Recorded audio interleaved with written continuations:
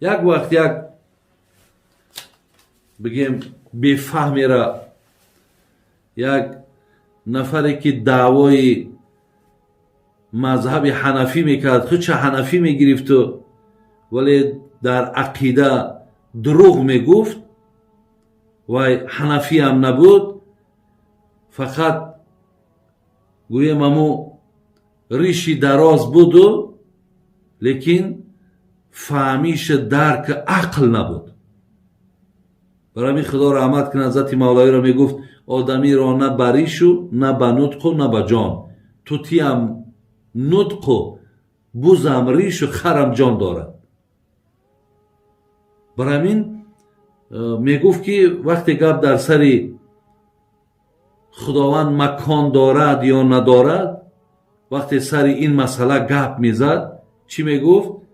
میگفت که همون آدمایی که میگن خداوند مکان ندارد، همونا در وقت دعا کردن چرا طرف آسمان نگاه میکنن؟ این دلیل ببینین. آیا می دلیل برای آدمی نادان دلیل برای آدمی بفهم میگه درست آخی ایرا بین طرف آسمان نگاه میکنیم کو، لیکن ما نمیدانیم که برای چی طرف آسمان نگاه میکنیم. آیا برای آنه که یعنی خداوند در آسمان حتی در برآمدش میگفت که حتی حیوان ها طرف آسمان نگاه میکنن. این برادرای عزیز این یک جهل این یک بفهمی یک بفراستی با این مثال های جاهلانه، با این مثال های بدلیل وادار میکند که مردم همون عقیده ای که خلاف اهل سنت است همین عقیده را قبول کنند. برای همین دادرای عزیز من شما را دائم تاکید کردم، باز تاکید میکنم که احتیاط کنین. هر نفرهای هستن که دعوای مذهب حنفی میکنن لیکن در عقیده و حنفی نیستن. بسیار احتیاط کنین برادر عزیز، از اینها بسیار بسیار خطرهای کلانه. از این ببینید حاضران برای شما میگد که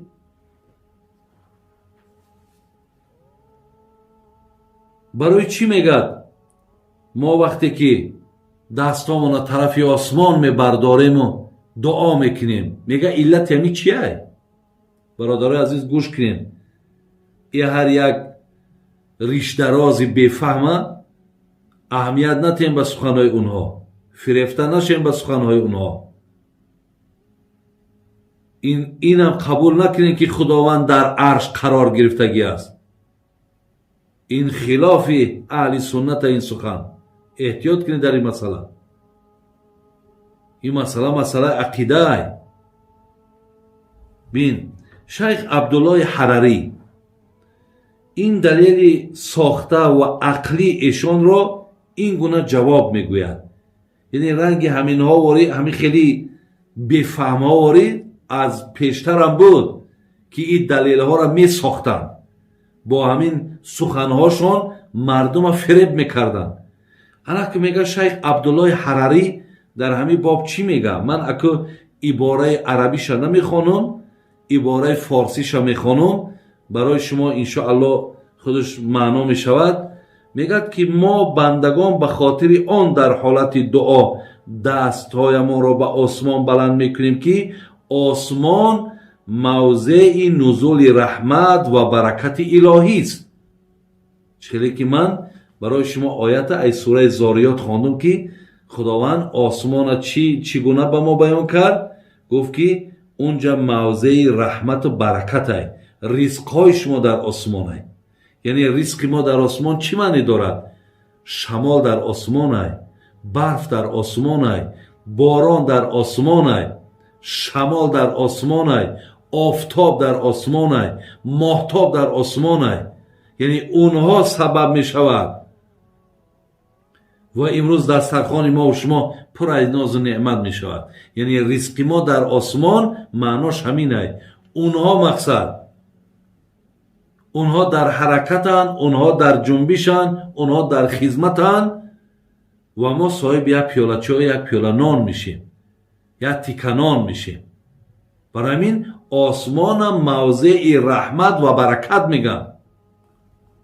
عبدالله حرری گفتی سیره و نیز در آن پیروی از سنت رسول اکرم است. و دیگر میگه این که پیامبر که این کار کرده است، ما به خاطر پیروی از پیامبر دستامون میبرداریم طرف آسمان. برداشتن دستا طرف آسمان میگه به این خاطر است که موضع نزول رحمت و برکت و کردار پیامبر نازنین ما بود میگه. البته نه به این عقیده که گوش کنین اکو سخنی، نه به این عقیده که ذات اقدس الهی در آسمان است. یعنی به این معنا برادرها ما دست میگه نمیبرداریم که ذات اقدس الهی در آسمان است. ما به این عقیده نمیبرداریم. ما با عقیده میبرداریم که اونجا موضع نزول رحمت و برکت.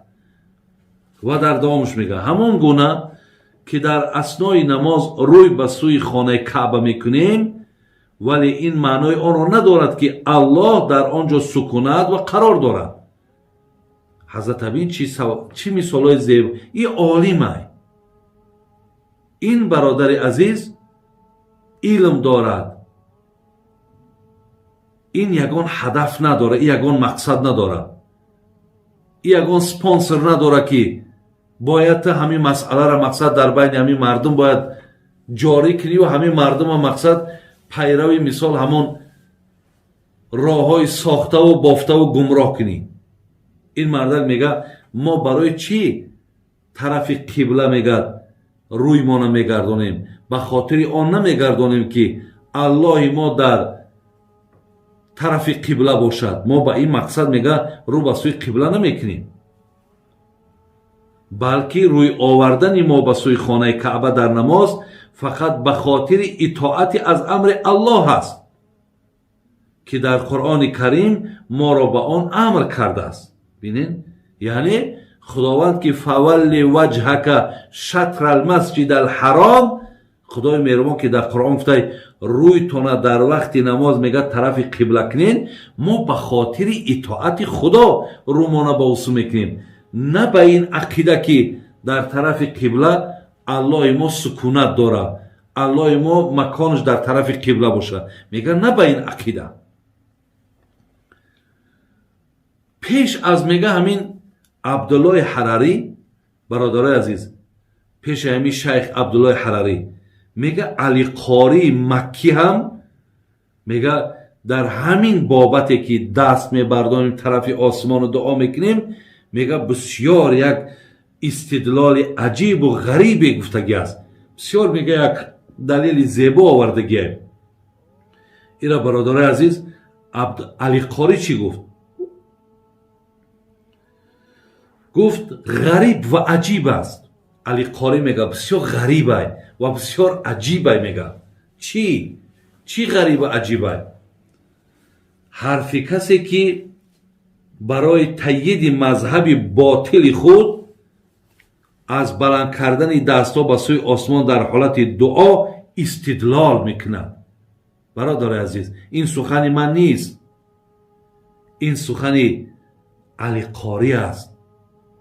این سخن نفری هست که ایرا محدث است. این کتاب موضوعات داره، حدیث صحیح ای غیر صحیح جدا کرده. میگه که نفرهایی که برای مذهب باطل خودشان در بین مردم منتشر کردن، میگه یک استدلال هایی را میگه میارن که مثل که میگه چرا خیلی دستاتون طرف آسمان میبردارید؟ بیشک میگه چونین استدلال باطل و مردود است. این استدلالش میگه، این دلیلی که میگه آورده است که چرا گاو طرف آسمان نگاه میکند، چرا آدما دستشون آسمان، این میگه یک دلیل باطل میگه. این آدم این دلیل میگه میارد که احمق است. зеро мега ҳикмати баланд кардани дастҳо ба сӯи осмон ин аст ки бо суннати саҳиҳа собит шудааст. мега ин бо суннати пайғамбар собит шуда ки дастотонро тарафи осмон бардоред, ки осмон қиблаи дуост. бибинед, ҳамчуноне ки бо қуръон собит гаштааст ки каъба қиблаи намоз аст. чхеле ки мега қуръон мега каъба қиблаи намоз ай, осмон қиблаи дуо ай. дигар ин ки осмон ҳам маҳалли нузули раҳмат ва ризқу рӯзист ва ҳам маҳалли нузули офат ва азобҳои осмонист. ҳамон тавре ки қуръони азимушан хабар медиҳад, рӯзии шумо ва он чӣ ки азобҳое ки бар шумо ваъда ва таҳдид карда мешавад дар осмон аст. пас бародарои азиз, инҷо даку хеле суханҳои зиёд омадагӣ аст.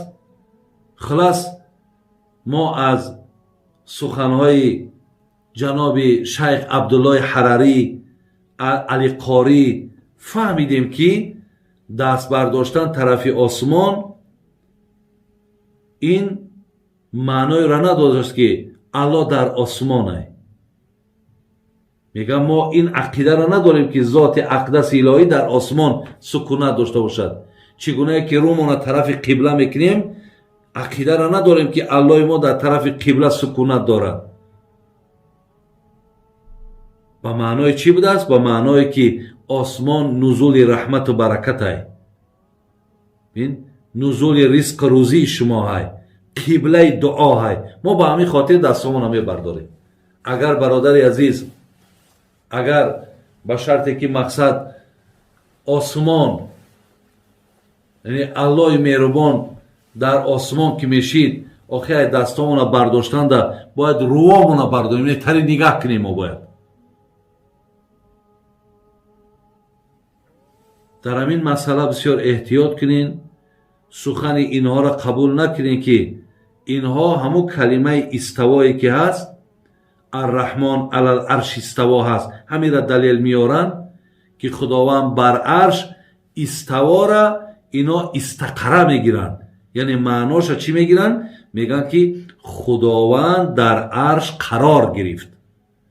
ин бародари азиз, ягон аҳли илм, ягон соҳиби мазҳаб, ҳеҷ касе ин сухана қабул надорад ки худои меҳрубон дар арш қарор гирифта бошад. инро ман танҳо намегӯм. бародари азиз, мардуми мисол тоҷикистон, шумо дар инҷа ба ғайри ман садҳо домлоҳо доред, домлоҳои калон калон доред. ку ҳамин домлоҳое ки дар ҳамин тоҷикистони мо ҳаст, шумо аз як таиму бипурсед ки оё ҳамин гапера ки ҳамин низоиё мегӯянд, ёра салафӣ гуфтанд хато ай, ё низо меандозад, ё фитнаандозанд, ҳамин нафарое ки фитна меандозанду мегӯянд худо дар аршай, оё ҳамин гапи ҳамино ҳақиқат дорад? дил ход домлои ҳамин тоҷикистонро пурсен, ку биненам ё чӣ ҷавобтон мегӯям бародаро. барои ҳамин иставора яке имом муҷоҳид ки шогирди ибни аббос ай, ин мардак муфассири қуръон ай. дигар абулъолия ки шогирди убай ибни каъб ай. инҳо ба маънои ало вартафаа маъно карданд. бинен, яъне ба маънои ало вартафаа. ина таъвил мекунанд. ин оят таъвил мешавад бародари азиз, ба маънои истақара намеравад, ба маънои қарор гирифтан намеравад. ва ҳамчунон ибни баттол, инчунон ибни ҳаҷари асқалонӣ ки инҳо саҳеҳ бухориро шарҳ додагиянд, ҳамино мегӯянд ало вартафаа бисёр маънои зебо ҳай дар зери калимаи иставо. яъне арраҳмон алал арши иставо, иставо ба маънои боло, бинед, баланд шудан, хоб фаро гирифтан, به این معنا آمدگی است، نه به معنایی که خدا در عرش نشست که اینها میگن. انا برادر عزیز، سوالی که دست به سوی آسمان در حالت دعا میلش، در دعا به سنت پیامبر ثابت که هست، ما میبرداریم. فهمیدیم سبب شد که برای چی ما دستمانه طرف آسمان میبرداریم. یعنی سخن او جاهل بفهم نیست که دست برداشتن به خاطری که ذات اقدس الهی در آسمان باشد، که ما از سخن عبدالله حرری و علی قاری و از اینا درک کردیم که معنای برداشتن چی است. خداوند بازم ایمانتون کامل کنه.